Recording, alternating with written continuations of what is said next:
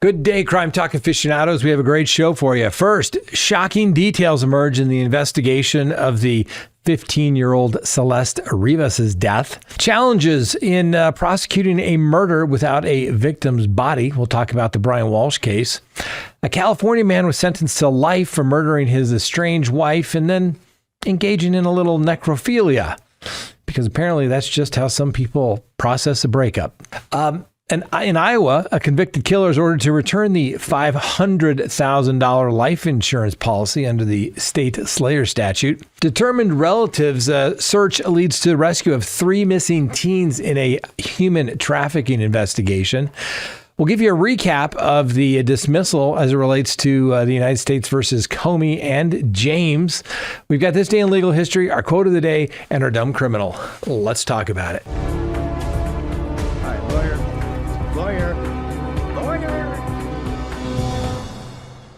Good day, everyone. My name is Scott Reich, and this is Crime Talk. Thanks for joining us. You know the drill. Subscribe if you haven't, like if you do, leave me a comment below, and make sure you hit that little bell for notifications. And yes, remember, you can always check us out on any of your favorite podcasting apps. Now, before we get to the show, let me remind you to do a couple of things. Go hit the link below. Check out the merch.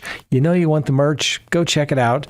Get it for yourself, get it for a friend, get it for a family member, but get it. All right?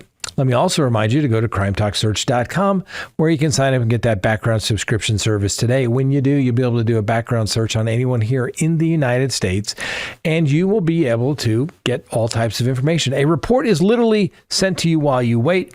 You're going to find out email addresses, social media presence. You're going to find any phone numbers associated with this individual that you're searching.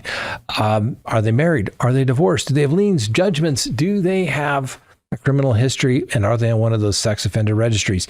Everything you want to know about somebody that's coming into your life, or maybe you're deciding, hey, maybe I should get these people out of my life because, you know, your spidey senses are tingling and something just doesn't feel right. Go check it out.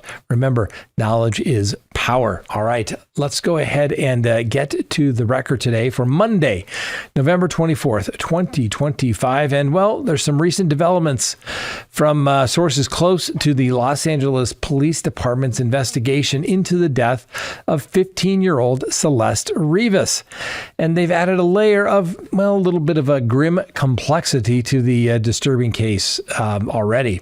Now, Rivas's dismembered remains were discovered on September 8th of this year, one day after her 15th birthday, in the front trunk, or frunk as they refer to it as, on a Tesla vehicle owned by musician David Anthony Burke, known professionally as David, but spelled with a 4. Now, according to these insiders, the body had been decapitated with limbs severed and chopped into pieces, and was partially frozen at the time of discovery.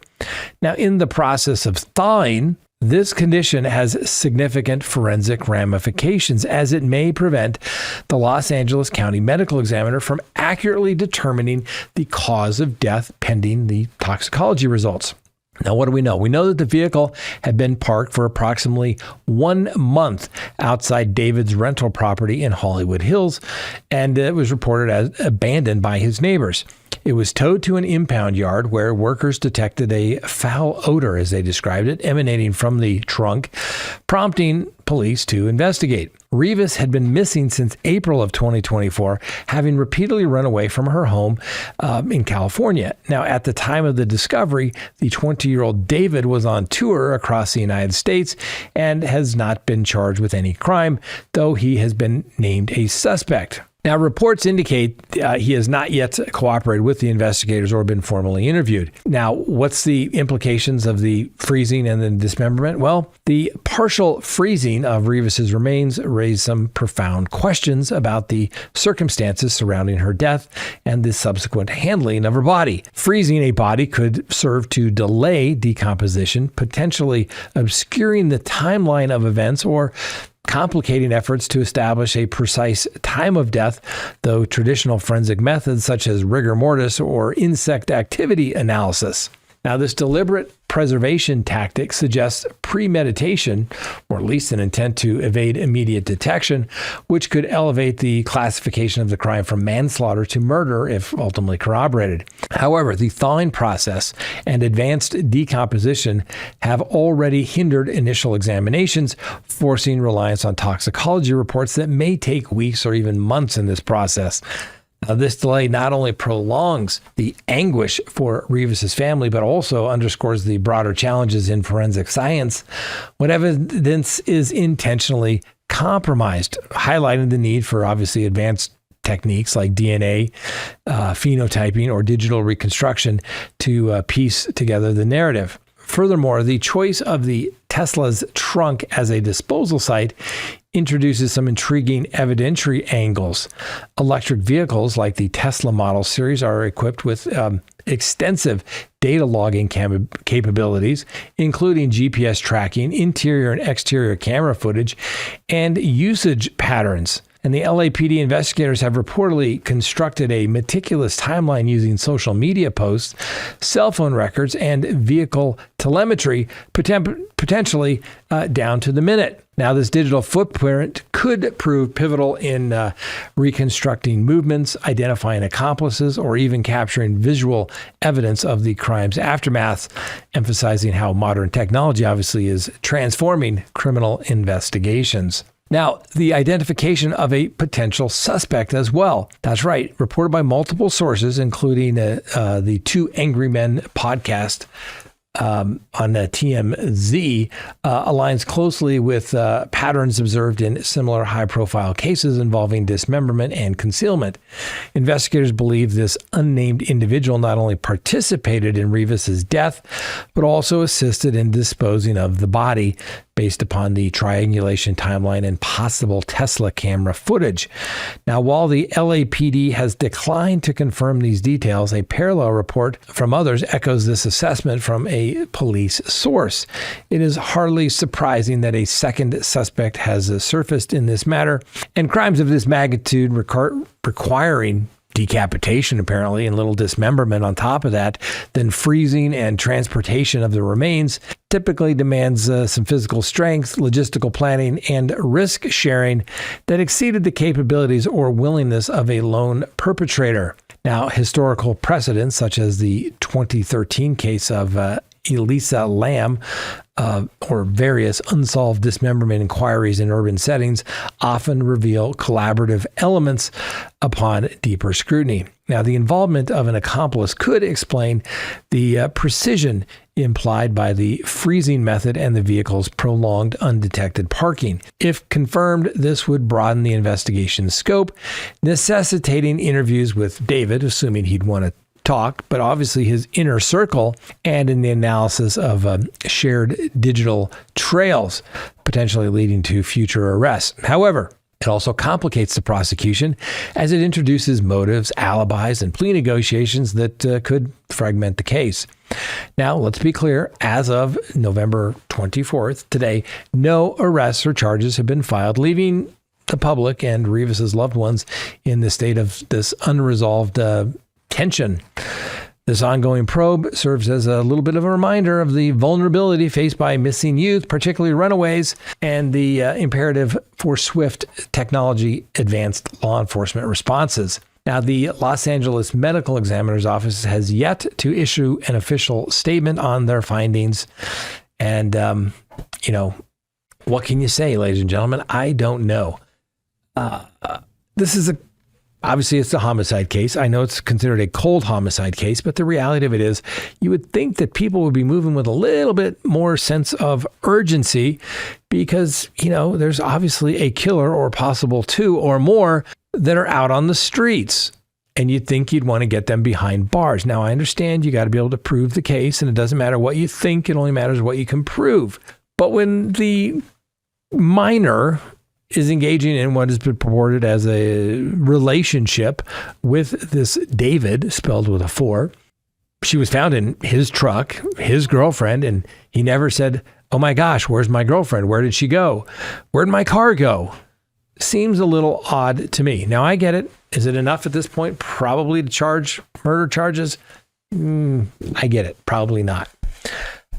But it seems like they're getting closer. All right, so that's a case where you have a body and you can't get charges. How about a case where we have charges with no body? That's right, the Brian Walsh case. So in murder prosecutions where the victim's remains are absent, establishing the corpus delicti, the fact that the death occurred and was caused by criminal means, presents some significant evidentiary hurdles. Now, prosecutors must rely on circumstantial evidence such as witness statements, digital records, and behavioral indicators to construct a compelling narrative of guilt. This approach, while viable under modern legal standards, often invites defense challenges regarding the sufficiency and the admissibility of such proof. The ongoing trial of Brian Walsh, accused of murdering his wife, Anna Walsh, exemplifies these complexities, particularly given the irreversible disposal of her remains and the limited direct evidence surrounding the alleged crime. So, we've got some evidentiary constraints, right? When we don't have a body. Anna Walsh's body has not been recovered, rendering traditional forensic analysis impossible. Surveillance footage captured Brian Walsh depositing large trash bags into dumpsters along the Massachusetts South Shore back in early January of 2023, shortly after her disappearance on New Year's Day. Subsequent investigation revealed that these bags, which Walsh has acknowledged contained his wife's dismembered remains, were transported to a regional waste facility and destroyed through shredding and incineration by January 8th. Efforts to retrieve residual material from the dumpsters yielded no recoverable biological evidence, as detailed in an affidavit by the former Massachusetts State Trooper, Michael Proctor.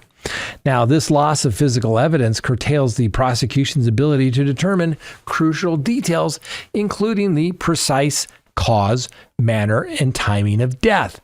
And without autopsy results or tissue samples, forensic pathologists can't opine on whether the death resulted from blunt force trauma, asphyxiation, or other means.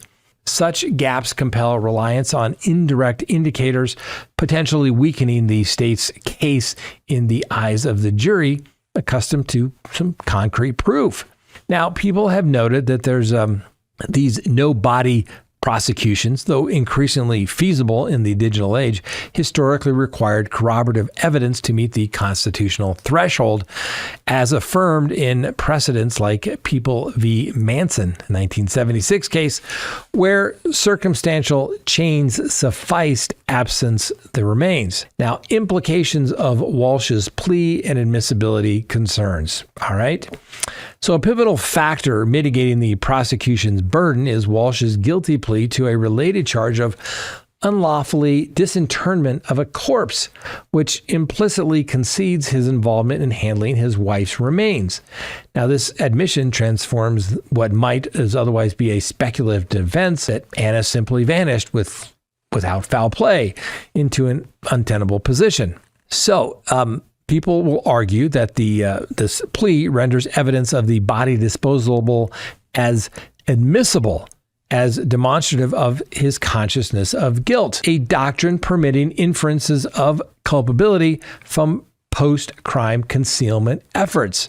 However, the scope of this evidence remains circumscribed, evoking principles akin to res gestae, acts so intimately connected to the charged defenses as to be inseparable, or the Federal Rules of Evidence 404B, which govern other acts, proofs to show motive, intent, or absence of mistake. But the prosecutors must navigate careful boundaries to avoid introducing unduly prejudicial material that could invite reversal on appeal. For instance, while the disposal acts illuminates intent, their linkage to the murder itself hinges on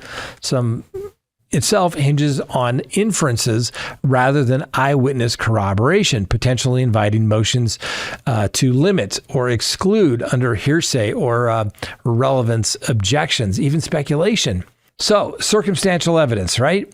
So, digital footprints and behavioral anomalies are what people are going to also have to look at as well.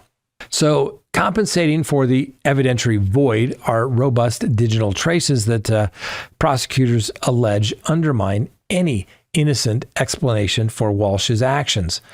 So on January 1st of 2023, the morning of Anna's disappearance, Walsh reportedly conducted internet searches for phrases such as 10 ways to dispose of a dead body, if you really need to, and dismemberment, and the best ways to dispose of a body. Additional items recovered from a dumpster near his mother's residence in Swampscott, including Anna's clothing, her COVID-19 vaccination card, stained towels, a hatchet, and a hacksaw further bolster the timeline of the events.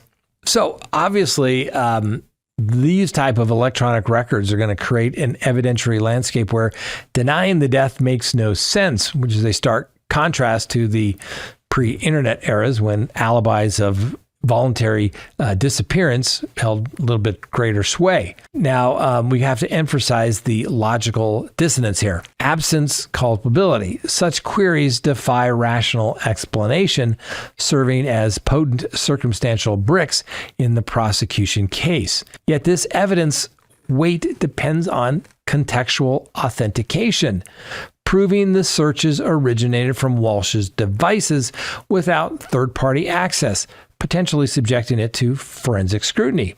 Obviously, we got the no-body cases, though infrequent, often instructive parallels. In the 2024 New Hampshire trial of Adam Montgomery, convicted of murdering his daughter Harmony despite her remains' absence, an eyewitness, Montgomery's then wife, provided direct testimony to the killing's occurrence in the car. Then we have the key distinction in Walsh's proceedings, the lack of any observers of the fatal act. This vacuum may incentivize Walsh to take the stand, posisting an alternative narrative such as accidental death or suicide, wherein he handled the body out of panic rather than malice.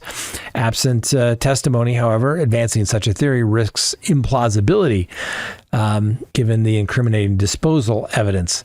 Conversely, the defense may exploit the body's absence to sow reasonable doubt, highlighting the prosecution's inability to furnish a definitive mechanism of death. Without granular forensic, the state's theory that Walsh killed Anna amid marital discord, it remains, potentially vulnerable to portrayals of him as a flawed but non-homicidal spouse. And you have to concede the case's circumstantial nature, but that deems the cumulative proof strong, asserting that convictions in analogous matters, like the 1990 prosecution of John Pippin for his wife's disappearance, affirm judicial tolerance of such frameworks when corroborated robustly. So, in summary, the unrecoverable remains in the Walsh case amplify prosecutorial challenges, but are not substantially offset by admissions, digital artifacts, and other material relics. The trial outcome will likely turn on jurors' assessment of the circumstantial mosaic against the defense's effort to fragment it, underscoring, obviously, the evolving viability of no-body prosecutions in an era of pervasive data trails. As these proceedings unfold, close adherence to evidentiary rules will be paramount to forestall appeals predicted on overreach. It's going to be interesting. The trial starts next week. We'll bring it to you live, ladies and gentlemen. It's going to be interesting to see little tactical games going on with the guilty plea as it relates to attempting to influence basically a public official, as well as disposing of the body. Really, the only defense is something happened. It was accidental, or like I said, she committed suicide, but unlikely. And I just panicked. I didn't know what to do. Nobody would believe me with my record, but I did it. And I pled guilty to what I did, but I will never plead guilty to murder because I didn't kill my wife. Will that be enough to raise reasonable doubt? I guess we'll just have to wait and see. Next in the docket, a California man sentenced to life for killing his estranged wife, burying her, and then coming back for, a little philia. Because apparently that's how people process a breakup. Yeah. So in news that reminds us all that human depravity occasionally reaches levels previously thought reserved for horror screenplays, 28-year-old Zarbab Ali has been convicted of first-degree murder for stabbing his estranged wife to death, secretly burying her body in the desert, and then, because clearly the initial crime wasn't quite monstrous enough, returning the following day to commit sexual acts with her remains. Yes, you heard that correctly. Apparently, this is now considered normal Tuesday behavior in some corners of human experience. Anyway, a Ventura County jury needed remarkably little time to decide that Ali's actions qualified as premeditated murder, ensuring he will spend the remainder of his life in prison when he is formally sentenced on January 12th. Prosecutors described a calculated ambush. After dropping the couple's 2 young children at his parents' house, Ali slipped back into the Simi Valley apartment he once shared with his 25-year-old wife, Rachel Castillo, turned off the lights and waited in the dark like any perfectly reasonable person contemplating divorce might do. And when Castillo emerged from her bedroom, he allegedly seized a kitchen knife and stabbed her multiple times. Castillo's sister discovered the blood-soaked apartment on November 10th of 2022, obviously prompting a missing persons report. Investigators quickly concluded a violent struggle had taken place. 3 days later, search teams located Castillo's body in a shallow desert grave in the Antelope Valley, a location apparently chosen for both its remoteness and, one presumes, its romantic ambiance. During his confession, because Ali evidently felt he needed to remove all doubt about his character, he informed the detectives that he had exhumed the body the day after burial in order to, in his words, confirm that I am a monster by raping her corpse. I think mission accomplished. One might argue that he had already provided sufficient evidence on that front, but thoroughness is apparently a virtue even among the irreparably vile individuals on the earth. Taking the stand in his own defense, always a bold strategy choice, Ali attempted to explain that overwhelming jealousy over Castillo's new relationship has simply overwhelmed him. He further clarified that his earlier claim to police that her death had been quick and painless was, well, somewhat optimistic marketing. In reality, he testified the attack was prolonged, brutal, and gory beyond belief. The jury, displaying the restraint one might expect from citizens asking to sit through such testimony, declined to accept jealousy as a valid mitigating circumstance for murder followed by necrophilia. Now, Rachel Castillo's family, who had been searching desperately for their mother of 2, now face a lifetime without her, and a lifetime that will at least be uncontested by the man who decided her wish to move on with her life constituted a capital offense. Now, as we all know, domestic violence, oftentimes passive rage, can escalate into some lethal violence.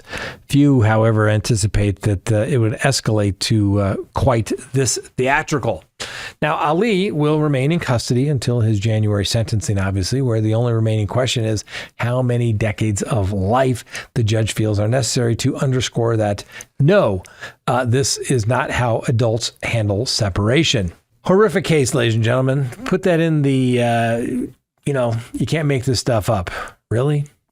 Next on the docket. It's been one of those days. We've got bodies, no bodies, bodies buried, bodies dug up. How about somebody trying to get some money for a dead body? That's right. Let's jump to Iowa. Now, the estate of Ryan Cooper, a 42-year-old Iowa man murdered at his home back in June of 2021, has filed a civil action seeking the immediate freeze and restitution of approximately $515,000 in life insurance benefits previously paid to his widow, Karina Cooper, following her July 2025 conviction for first-degree murder. So Ryan Cooper was discovered fatally shot in the couple's residence on June 18th of 2021. Now, while the criminal investigation remained active, Karina Cooper received a payout of $514,000 from her husband's life insurance policy back in December of 2021. Prosecutors successfully argued that Katrina Cooper, in collaboration with her then-lover, Houston Danker, orchestrated the killing with the primary motive of collecting the insurance proceeds. A Lynn County jury convicted Karina Cooper of first-degree murder on July 11th of this year, resulting in mandatory sentence of life imprisonment without the possibility of parole. On August 12th, of this year, Danker entered a guilty plea to the same charge shortly before his trial was scheduled to commence. He was scheduled for sentencing back in October. Actually, just take out the whole sentencing part. Now, citing Iowa's Slayer statute, Iowa Code 6 33.535, which prohibits individuals who feloniously, means it's a felony punishable by a possible sentence in the Department of Corrections, and intentionally causes another death from benefiting financially from that act. Administrators of Ryan Cooper's estate, a guy by the name of Aaron Cooper and Michelle Wilson, filed a petition in the district court requesting a temporary injunction. The filing seeks to preserve any remaining insurance funds and compel their return to the estate. The estate's motion identifies several potential custodians of the proceeds, including Karina Cooper, her criminal defense attorney, Chris Wilson, investment advisor, Jay DeVries, and Chelsea Savings Bank, and requests that any assets traceable to the December 2021 disbursement be secured during the pendency of the litigation. Evidence presented at Katrina Cooper's trial included digital communications showing some animosity towards the victim, location and phone activity records placing the defendant at the scene, the absence of forced entry, ballistics confirming a .22 caliber weapon, and bloodstain pattern analysis indicating Ryan Cooper was shot while reclining. A hearing on the estate's request to freeze the recovered insurance is set in the future, and Katrina Cooper's formal sentence is set for early next year. What can we learn from all this, ladies and gentlemen? I don't know. I think the common thing is the data these days. The data on all these cases. It's crazy. Not that we're telling people to commit crime, but if you do, you probably want to leave your cell phone at home. Just saying. And it could help to create an alibi, saying, no, my car was there. But of course, you want to make sure you weren't picked up on any Ring cameras, your car wasn't moved, the GPS in the car. It's going to go back to the old days, ladies and gentlemen. People are going to use notes, handwritten notes to communicate, and then they're going to be destroyed. And it's only going to be in-person meeting among co-conspirators these days.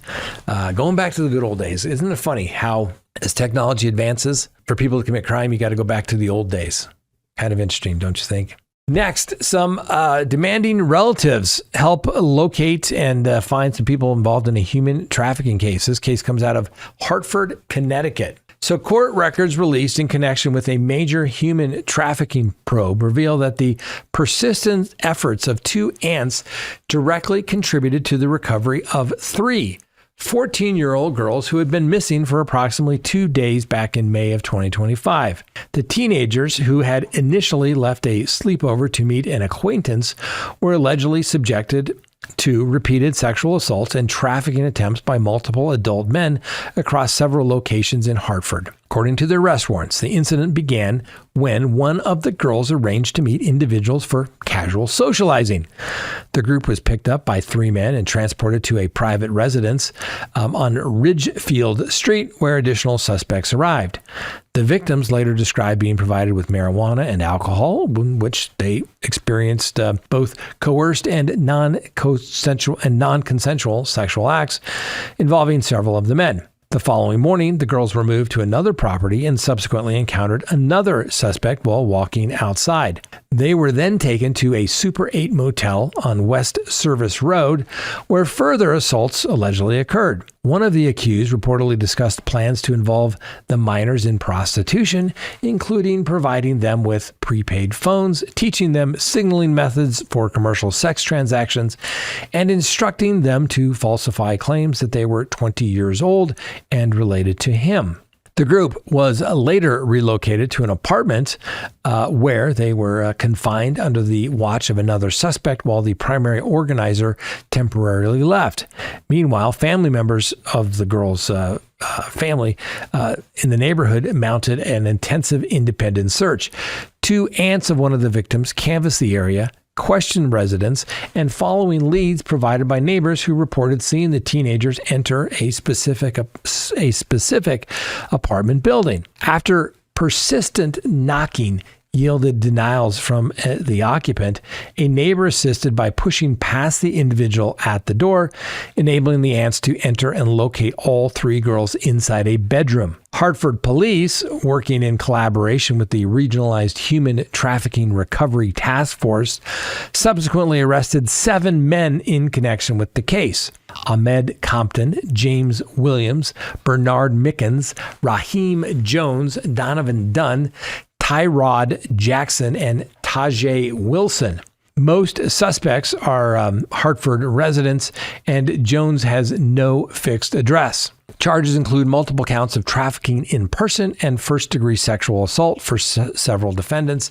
Additional offenses filed against individual suspects involve crimes attempt at first-degree sexual assault, commercial sexual abuse of a minor, unlawful restraint, illegal sexual contact with a minor, and hindering prosecution. All defendants except Wilson are currently held in custody. Law enforcement officials indicate that further arrests are anticipated as the investigation continues. Can you say, ladies and gentlemen, 14 years old? Come on, guys. You know better than that. Come on. Next, how about a recap of the dismissal in United States v. Comey? So this morning, U.S. District Judge Cameron McGowan Curry, a Bill Clinton appointee in the District of South Carolina, issued some separate but concurrent rulings dismissing the federal indictment against former FBI Director James Comey in United States v. Comey. The decision centered on the invalid appointment of the interim United States attorney who secured the indictment, rendering the prosecution action apparently unlawful. Now, the dismissal was granted without prejudice, which means you can refile the case. And that will be the case for Letitia James, who is also indicted under this, and the case was dismissed on the same theory. It gets a little more complicated on the James Comey matter because of some statute of limitations issues. So like I said, the dismissal was granted without prejudice, allowing for potential refiling under a properly appointed prosecutor, though practical barriers such as the statute of limitations may preclude in the Comey's case. Now, this ruling is a significant procedural setback for the administration's effort to prosecute what some people say are perceived political adversaries, echoing concerns about the politicization of the Department of Justice. So what happened here? So the case against Comey arose amid heightened political tension following President Donald Trump's inauguration back in January of this year. Comey, fired by Trump back in May of 2017 amid the FBI's Russian investigation into the 2016 election, has remained a vocal critic of the administration. And then in a September 2020 Senate Judiciary Committee hearing, Comey testified regarding his handling of sensitive information, including memos documenting his interaction with Trump. These statements formed the basis of the September 25th, 2025 indictment in the Eastern District of Virginia, charging Comey with one count of making false statements to Congress in violation of 18 U.S.C. Section 1001, and one count of obstructing a congressional proceeding, 18 U.S.C. 1505. Now, the indictment was presented to a grand jury by Lindsay Halligan, appointed as interim United States Attorney for the Eastern District of Virginia, back on September 22nd of this year. Halligan, a former White House aide and personal attorney to Trump with no prior prosecutorial experience, was appointed after the previous interim U.S. attorney, Eric Siebert, was reportedly pressured to resign due to insufficient evidence against Comey and the New York Attorney General Letitia James, whose parallel case was also dismissed. Well, Trump's public statements, including a Truth Social post urging Attorney General Pam Bondi to prosecute Comey, James, and others, amplified perceptions of retribution.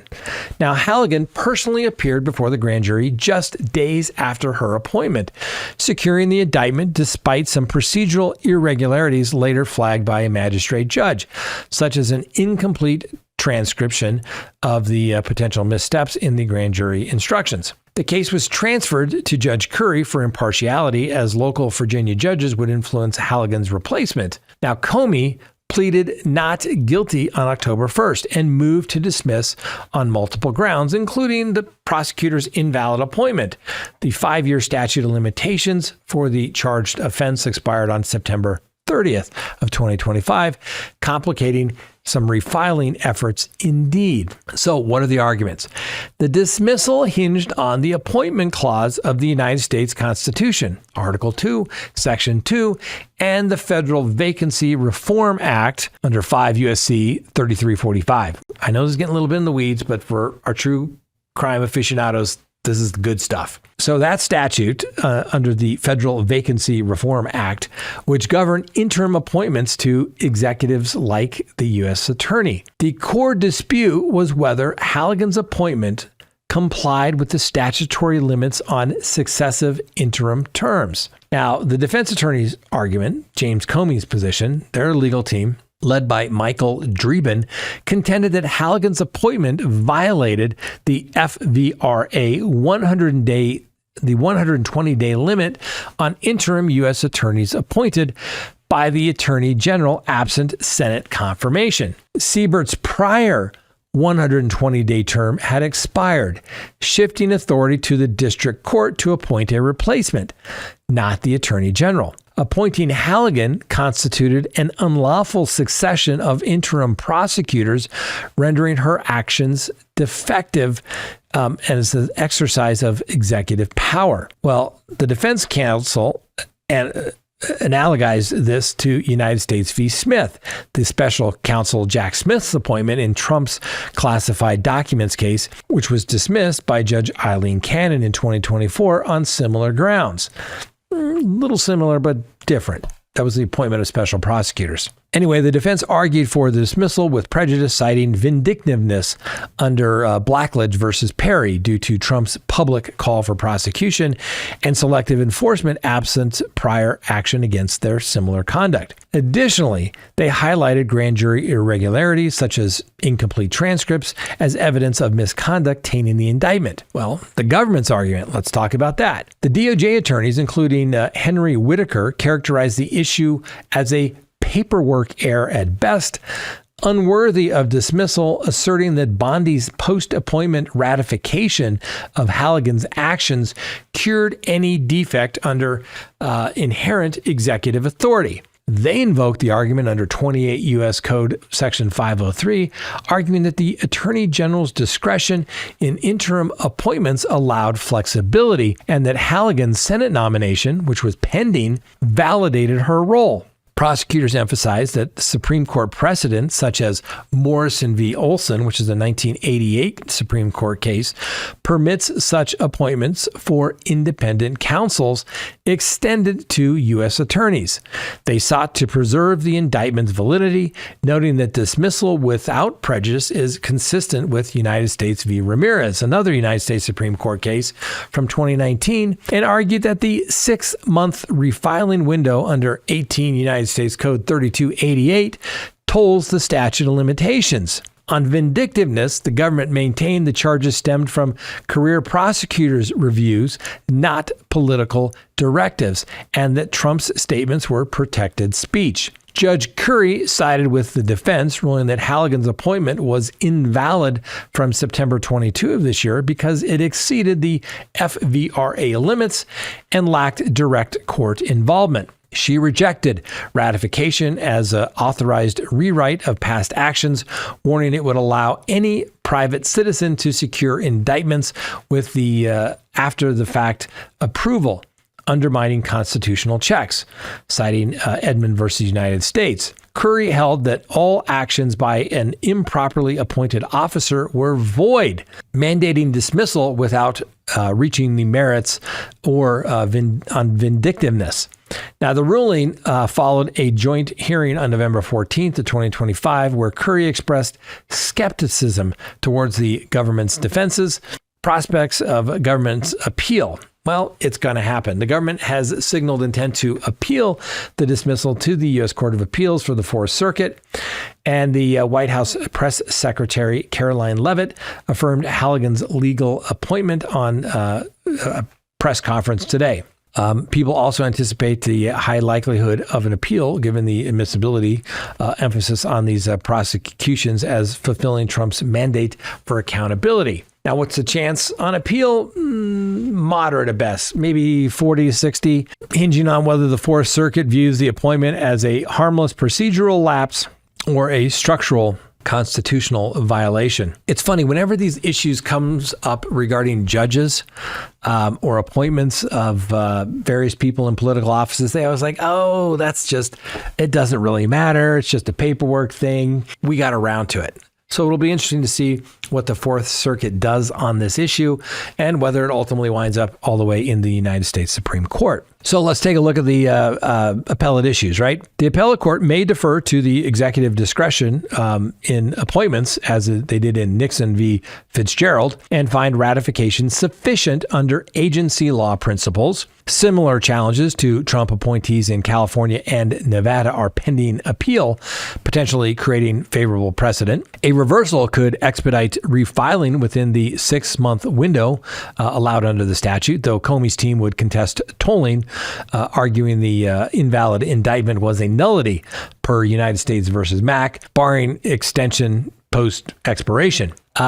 Factors against reversal. Well, the Fourth Circuit recent scrutiny of the FVRA violations in Griffith v. United States and Curry's reliance on Supreme Court dicta in Lucia v. SEC bolster the defense. Escalation to the Supreme Court is plausible where there's obviously a 6-3 conservative majority that might sympathize with executive authority, but could fracture on separation of power grounds as seen in Smith's mooted appeal. Now for Comey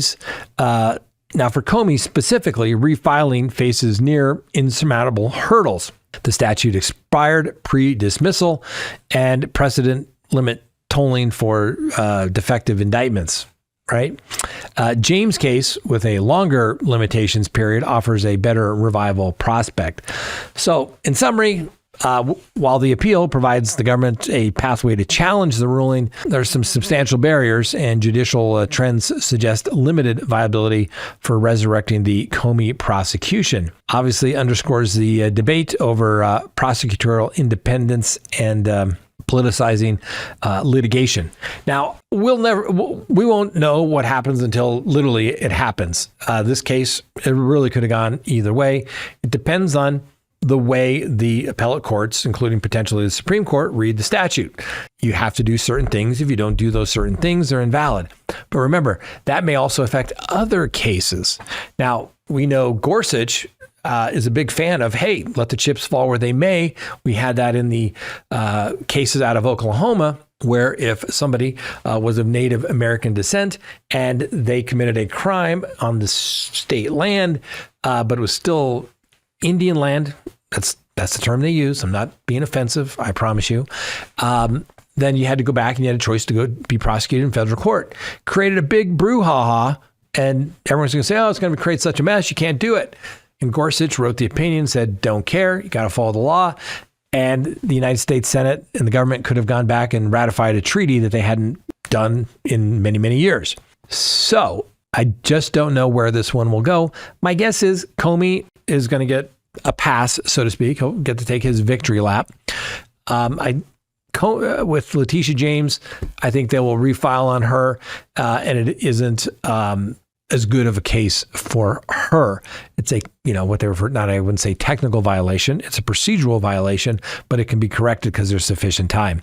Then they can move on to the vindictiveness argument later on. Now, remember, this isn't a ruling saying James Comey didn't lie to Congress. In fact, it's also not an indication to say Letitia James didn't commit mortgage fraud.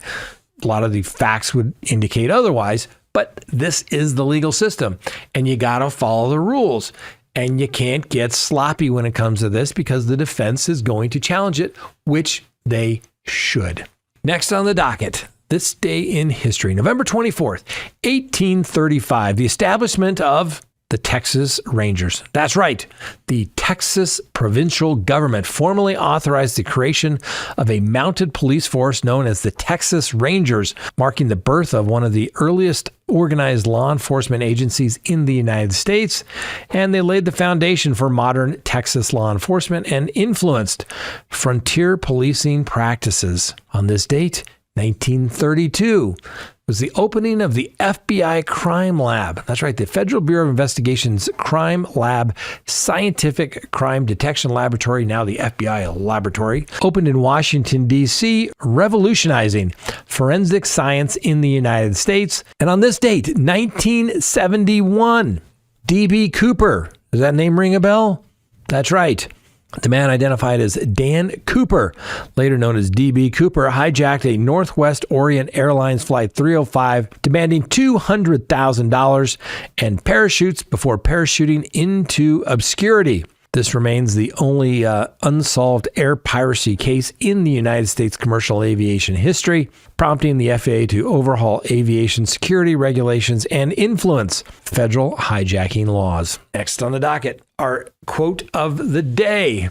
Ethics is knowing the difference between what you have a right to do and what is right to do. Potter Stewart, Associate Justice to the United States Supreme Court. He served 1914 through 1983. Obviously, the justice's statement underscores the distinction between legal permissibility and moral obligation, a foundational principle in ethical legal practice. Talk about this all the time. Just because morally it's going to help you, it usually screws you in the law. For example, you get arrested. Morally, it's the right thing to do to confess and let everybody know how you have broken the law, cleanse your soul, so to speak, and maybe you'll get a better deal on the backside because of your honesty. Usually that just results in a worse deal because, well, there are no issues with the case. And so what is morally should be done, well, it's not legally what should be done. Think about that for a bit, ladies and gentlemen. And finally, our dumb criminal of the day.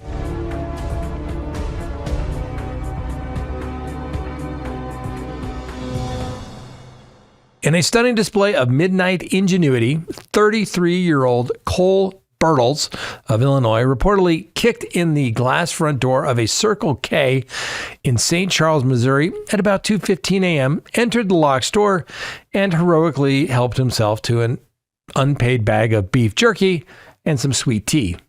You heard that correctly. Upon the arrival of the police, Bertles graciously explained that the voices in my head instructed him to breach the door because it was locked and that his true mission was simply to use the restroom. He then elevated the narrative by informing officers, presumably so they wouldn't think he was crazy, that an artificial intelligence speaker had been implanted in his neck. Precise contribution of this alleged neck AI to the jerky heist remains, well, a mystery. Bertles, who apparently walked roughly 40 miles from Illinois for this gourmet adventure, now faces felony burglary, second-degree property damage, and theft of property valued at approximately $150 or less. He's being held on a $2,500 cash bond, with court orders prohibiting from contacting Circle K. And yes, you guessed it, a mental health evaluation should be done, assuming he posts bail. And for those keeping score, Bertles was paroled from the Illinois prison earlier this year after serving time for aggravated robbery. A 9-year sentence, actually, and already boasts multiple prior felony burglary convictions. Truly a renaissance man of convenience store entrepreneurship. All right, that's all we have for today. We hope you enjoyed the show. I know it was a long one, but I hope you enjoyed it anyway. Thanks for watching. We'll see you next time. And remember, the Constitution matters.